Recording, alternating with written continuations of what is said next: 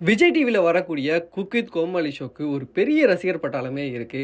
Cooking ஷோலயே ஒரு புதுவிதமான காமெடியை கலந்து கொடுத்த இந்த ஷோ அப்படின்றது ரசிகர்கள் மத்தியில பெரிய வரவேற்பை பெற்றிருந்தது. 4 சீசன் முடிஞ்சு இப்போ 5வது சீசன் நடந்துட்டு இருக்கு. 4 சீசன் வேற ஒரு ப்ரொடக்ஷன் கம்பெனி நடத்திட்டு இருக்கக்கூடிய சூழல்ல இப்போ 5வது சீசன் வேற ஒரு ப்ரொடக்ஷன் கம்பெனிக்கு மாறி பல்வேறு மாற்றங்கள் இருந்தது.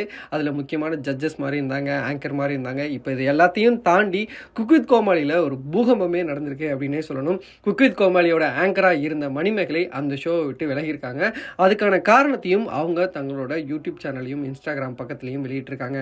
அதுக்கு அவங்க காரணமாக சொல்றது, அந்த ஷோல இருக்கக்கூடிய ஒரு பார்ட்டிசிபென்ட், ஒரு ஆங்கரா இருக்கக்கூடியவங்க ஃபுல் டாமினன்ட் பண்றாங்க. என்னோட செல்ஃப் ரெஸ்பெக்டை விட்டுட்டு அந்த ஷோவில் இருக்க வேண்டிய அவசியம் இல்லை அப்படின்னு ஒரு 19 நிமிஷம் வீடியோ போட்டு என்ன நடந்துச்சுன்னு எக்ஸ்பிளைன் பண்ணியிருக்காங்க. அதில் அவங்க என்ன சொல்கிறாங்க அப்படின்னா, நான் 4 சீசன் குக் வித் கோமாளியில் இருந்திருக்கேன், கோமாளியாகவும் இருந்திருக்கேன். போன சீசன் பாதிக்கு மேலே நான் ஆங்கராக இருந்தேன். இந்த சீசனில் எனக்கு ஃபுல் டைம் ஆங்கராகவும் கொடுத்துருந்தாங்க. ஆனால் என்னோட ஆங்கர் வேலையை பார்க்க விடாமல் அவங்க அங்கே அந்த வேலையை விட்டுட்டு அவங்க அங்கே பார்ட்டிசிபெண்ட்டாக வந்திருந்தாங்க. அந்த வேலையை விட்டுட்டு என்னோட வேலைக்குள்ளே இன்டர் பண்ணிக்கிட்டே இருந்தாங்க. இதை நான் ஒரு பிரச்சனையை எடுக்கும்போது அவங்க உலகத்திலேயே அவங்களுக்கு தான் எல்லாமே தெரியும் அப்படின்ற வகையில் தையாவை தக்கான்னு குதிச்சு ஒரு பெரிய கேஸ் பண்ணிட்டாங்க. அதை தாண்டி இதெல்லாம் பொறுத்துட்டு தான் இருக்கணும் அப்படின்ற மாதிரி ப்ரொடக்ஷன் ஹவுஸில் இருந்தும் எனக்கு ஒரு அழுத்தம் தரப்பட்டது. இதையெல்லாம் சகிச்சுட்டு அங்கே இருக்க வேண்டிய அவசியம் இல்லை அப்படின்னு நான் அங்கேருந்து வெளியில் வந்திருக்கேன். இதை என்னோட ரசிகர்கள், என்னோட ஃபாலோவர்ஸ்க்கு நான் சொல்லணும் அப்படின்றதுக்காக தான் சொல்லியிருந்தேன். அவங்க தனக்கு தான் எல்லாம் தெரியும், தான் தான் ஒரு பெரிய ஆங்கர் அப்படின்ற ஒரு லெவல்லையே எல்லா இடத்துலையுமே மெயின்டைன் பண்ணிகிட்டு இருக்காங்க. இது எனக்கு சரியாக வராது. இதில் உனக்கு இதை விட்டு வெளியில் போனால், இதை வெளியில் சொன்னால் உனக்கு கரியரே காலியாகும், உனக்கு அடுத்தடுத்து கிடைக்கக்கூடிய ஷோஸ்லாம் கிடைக்காது அப்படின்ற லெவலுக்குலாம் மிரட்டினாங்க.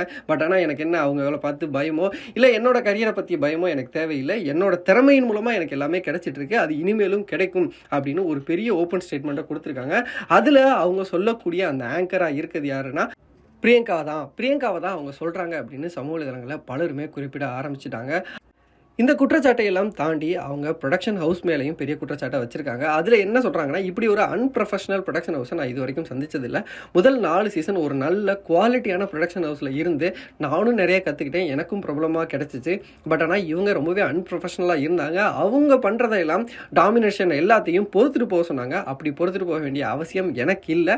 ஸோ நான் குக் வித் கோமாளியை விட்டு இப்போ வெளியில் வந்திருக்கேன் அப்படின்னு ஒரு ஓப்பன் ஸ்டேட்மெண்ட்டை மணிமேகலை கொடுத்துருக்காங்க.